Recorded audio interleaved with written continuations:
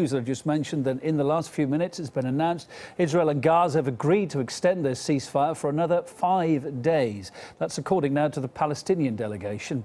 The agreement comes just minutes before the end then of what would have happened now, the end of a temporary 72-hour ceasefire which came into effect on Sunday, due to finish. Now, let's go across to Paula Slish, she's in Tel Aviv. Paula, a bit of good news here. Tell us more about this. Well, it certainly is good news. What we're hearing from a Hamas spokesperson is that the two sides have agreed to a 5-day ceasefire.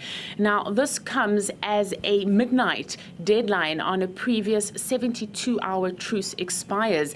The purpose of these ceasefires and truces are essentially, on the one hand, to allow for humanitarian aid to be brought into the Gaza Strip, where the situation is dire indeed. And for days, we've been hearing from humanitarian organizations that a humanitarian catastrophe is unfolding. But even more importantly, to allow for the facilitation of talks to take place. Now, for 3 days, the two sides have been holding indirect talks in Cairo. Egypt is mediating these talks, and they're the ones that are very often updating journalists and the international community as to how they are progressing.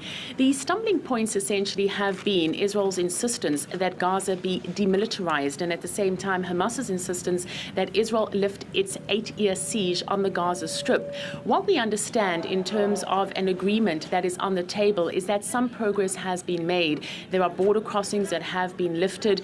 The Kerem Shalom crossing, for example, which is one of the main border crossings between Israel and Gaza, has doubled the number of trucks that are allowed into Gaza each day. At the same time, the fishing rights of the waters of Gaza have also been extended, and we're also hearing that salaries that are to be paid to Hamas government employees will now be paid. They've been overdue for several months now through a third party.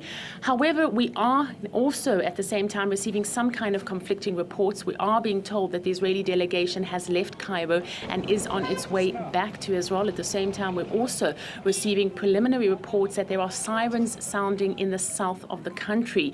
Now, if indeed this proves to be accurate, it will put a spanner in the works. Just 2 hours before that 72-hour ceasefire was due to expire, there were 3 rockets that were fired at Israel. One was intercepted by the Iron Dome anti-missile defense system, and another 2 landed in open fields, causing no injuries.